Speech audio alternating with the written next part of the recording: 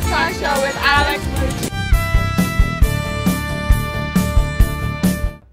It was just a wonderful, wonderful experience. Yeah, I think you captured very interesting videos. I could see the clips that really conveying the message and showing what was going on. And I was, you know, you were saying somebody was trying to translate something and teach them American some that's right. Farsi, how to say, I want tea, I want this and that. Yes. Would you tell us our audience? This was just one of those experiences that really brought home the message of the Iranian people to all of us that were there. You may have seen in the previous clip there was a point where there were lots of young women around one of the more handsome looking guys in our group, and they were teaching him how to say in Farsi, or Persian as we would say, they were teaching him how to ask for water, how to ask for tea, and how to ask for food. And he said, I'm so pleased you've taught me these things because you've taught me the most important things that we need to live. And the young girl who was translating for everyone and could speak good English, she said, oh, no, no, no. That's not the most important thing in life. The most important thing in life is education. And then she translated that for everybody else. And then at that point, they were all clapping. Everyone agreed with her. And I've got to tell you that when we realized what had gone on, I don't think anyone had a dry eye, because it was just one of those tiny connections that you know is not faked. There's no way that that was just you know, prepared beforehand. It was totally authentic.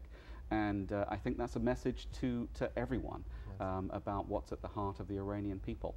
Education is education is more important than actually living in the end. Correct. If you don't have education, you may as well not definitely you know, live. That's the key for, I don't think just, I mean, not just in Iran, everywhere.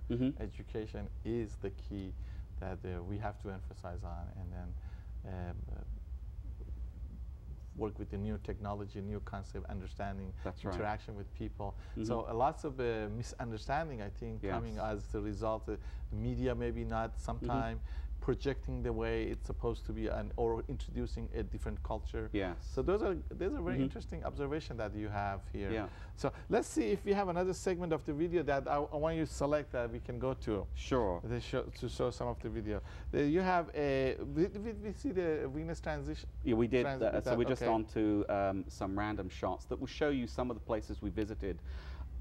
With music as well. You saw one of these at the beginning, but the music that you hear was something I captured live while I was there because I met young Hamed at the library. I see. He invited me to go with his friends to a music recital, and he knows the person who's playing the music here. And this is the Persepolis that was... yes, this is one of the places. Famous Persepolis that was burned by Alexander the Great, by the way. Correct, yes, that's right. And this is like 3,000, 4,000 years old. Yeah, about 2,500 years old. This is Feridun Farahani, a wonderful composer and musician. He's playing some traditional Iranian music that you will you know, understand. This is just showing some other shots that we had. That's the Isfahan you were talking, the city, the Isfahan you went to. Yes, that's right. This is the Imam Square, which is the second largest square in the world, second only to Tiananmen Square in China. Has some amazing mosques, very beautiful at one end and another. During the Shah's reign, this whole area below us here was a polo field.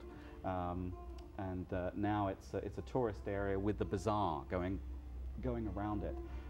This reminds you of New York. You can get rides on horses. And the other thing, all this video is stuff that I had myself, and I didn't go with a lot of equipment. I didn't have a tripod with me because I was really just on my own, sort of doing this stuff. So some of this stuff is not as steady as I'd like it to be, but hopefully... The architect, you know, it's very interesting. It's so very... Yes, the history throughout Iran is quite incredible. And we had the good fortune to have a well-known archaeologist from the Tehran National Museum with us, explaining all of this stuff to us.